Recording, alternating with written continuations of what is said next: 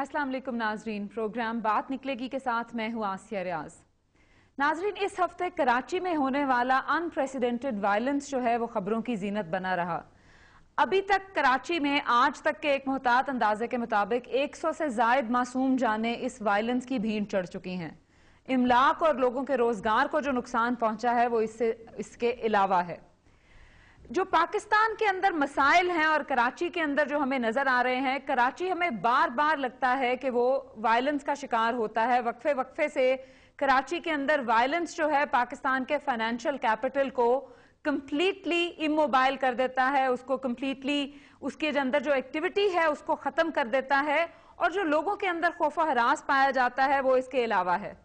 आखिर कराची का मसला है क्या, और उस मसले को हल करने के लिए सियासी जमातें या मुल्क के जो कायदीन हैं उनका उसके बारे में क्या ख्याल है, मुख्तलिफ पॉलिटिकल पार्टीज का उस मसले को हल करने के बारे में क्या ख्याल है, और क्या ये पॉलिटिकल पार्टीज इकट्ठे बैठ के कोई संजीदा कोशिश कर सकती हैं या उसकी सलाहियत रखती हैं। हम इसके ऊपर बात करने के लिए आज हमने अपने प्रोग्राम में दावत दी है शर्मिला फारूकी साहिबा को, जिनका पाकिस्तान पीपल्स पार्टी से ताल्लुक है। शर्मिला फारूकी साहब, प्रोग्राम में खुश आमदेद। नेमतुल्लाह खान साहब, जो कि जिनका जमात इस्लामी से ताल्लुक है, ये फॉर्मर नाजिम भी रह चुके हैं कराची के, आपको भी प्रोग्राम में खुश आमदेद नेमतुल्लाह खान साहब। और इसके साथ साथ हमारे साथ सेनेटर हबीब खान मौजूद हैं, जिनका ताल्लुक मुत्तहिदा कौमी मूवमेंट के साथ है। ये एक बिजनेसमैन भी हैं। सेनेटर साहब, आपका भी बहुत शुक्रिया, आपने हमें प्रोग्राम के अंदर ज्वाइन किया। शर्मिला, मैं आपसे शुरू करूंगी। पाकिस्तान पीपल्स पार्टी का कराची के मसले के ऊपर क्या मौकफ है कि कराची का दरअसल मसला है क्या? शुक्रिया आसिया। देखिए, पहली बात तो ये है कि कराची में जो वायलेंस है, कराची में जो असला है, या कराची के जो डायनामिक्स है, पे सब बखूबी वाकिफ हैं।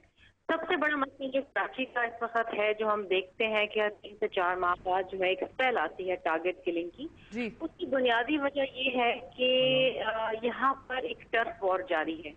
और ये टर्फ वॉर पिछले कई अरसे किसके दरमियान जारी है टर्फ वॉर? शर्मिला फारूकी साहब, मुख्तलिफ पॉलिटिकल पार्टीज हैं। एक जमात है जिसकी अपनी एक स्ट्रेंथ है, दूसरी जमात है जिसकी अपनी एक स्ट्रेंथ है, तीसरी जमात है उसकी अपनी एक स्ट्रेंथ है, और अनफॉर्चुनेटली हम आपस में को एग्जिस्ट नहीं कर पा रहे हैं। हम टेलीविजन चैनल्स पे आते हैं, बैठते हैं और बहुत सारी बातें करते हैं, लेकिन जो हकाइक हैं, जो जमीनी हकाइक हैं, वो उससे बहुत मुख्तलिफ हैं। और चूंकि कराची में मैं समझती हूँ कि इतना ज्यादा असला है, और फिर असले की तरसील भी है, वो कि असला तो पूरे पाकिस्तान में, लेकिन यहाँ पर जिस तरीके से असला इस्तेमाल किया जाता है, जिस तरीके से मासूम लोगों की जानें ली जाती हैं, उसके एक अलग ही डायनामिक्स है। और अनफॉर्चुनेटली क्योंकि हम सब इतने ट्रिगर हैप्पी हो गए हैं, तो हम बिल्कुल भी, हमें कबाहत महसूस नहीं होती है कि जहाँ कहीं हमने कोई बात कही और हमारी बात से किसी ने इत्तेफाक नहीं किया, या जहां कहीं हमने अपनी तर्क समझा और किसी ने उस पर इंक्रोच करने की कोशिश की, तो हम बंदूक निकालते हैं और सामने वाले को गोली मार देते हैं। देखिए, सबसे अहम चीज ये है कि बहैसियत एक कौम की हम बड़े इंटॉलरेंट हो गए, ये एक हकीकत है। दूसरी चीज ये है कि हमने कराची को, हर जमात की मैं बात करूंगी, और यहाँ पर मैं सिर्फ वो जमातों की बात नहीं करूंगी जो कोalition में इस वक्त मौजूद हैं, बल्कि मैं उन जमातों की बात करूंगी जो असेंबलियों से बाहर भी हैं। फिर सियासी जमातों में जो मुख्तलिफ फरके हैं, हर किसी ने कराची को अपनी जागीर समझा हुआ है। यहाँ पर जिसका जो मैंडेट है, हम एक दूसरे के मैंडेट को दिल से तस्लीम नहीं कर पा रहे हैं। जिस दिन हमने दिल से तस्लीम कर लिया, उस दिन कराची के बेशुमार जो मसाइल हैं, शर्मिला फारूकी साहब, इसमें मैं आपसे बात जारी रखूंगी। मैं इस गुफ्तगू के अंदर शरीक करना चाह रही हूँ सेनेटर हबीब खान साहब को। हबीब खान साहब, बताइए, शर्मिला फारूकी साहबा ने कहा कि ये सियासी जमातों के दरमियान एक टर्फ वॉर है, जो कि कराची के मासूम अवाम की जानें ले लेती है, और हम एक असले की भरमार है, और ट्रिगर हैप्पी हैं तमाम लोग जो इसके, जिससे कहिए, पार्टीज टू द कॉन्फ्लिक्ट हैं। आप उनकी बात से एग्री करते हैं? हकायक पे बात करनी चाहिए। अब मैं नहीं समझता, बिल्कुल बताइए। अब मैं भी नहीं समझता कि इसकी बातें करने हमको अपने ब्लेम गेम छोड़ दें। ये हुकूमत में बैठी हुई हैं, इनकी जिम्मेदारी ये है कि कराची में लॉ एंड ऑर्डर मेंटेन करें।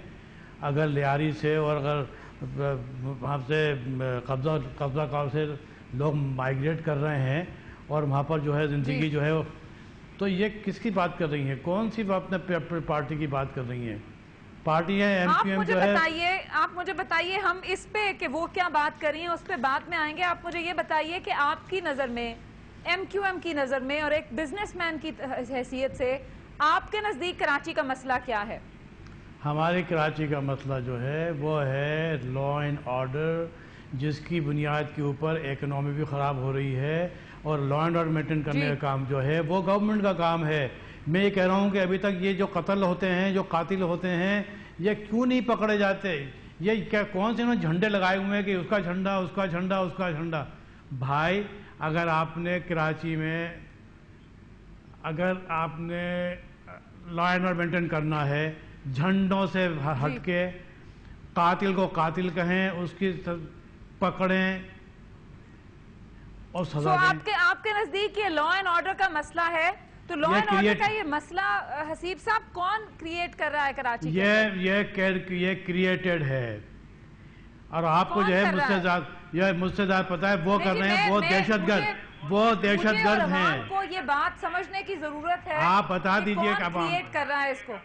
आप बता दीजिए आवाम को कि ये वो कर रहे हैं जो दहशतगर्द हैं, ये वो हैं जो लैंड माफिया है, ये वो हैं जो असलिया माफिया है, और ये लोग वो हैं जो कराची शहर में मुख्तलिफ जगहों के ऊपर ऑपरेट कर रहे हैं। अब ये हुकूमत की जिम्मेदारी है, ये सीएम साहब की जिम्मेदारी है, होम डिपार्टमेंट की जिम्मेदारी है कि उनको पकड़ें।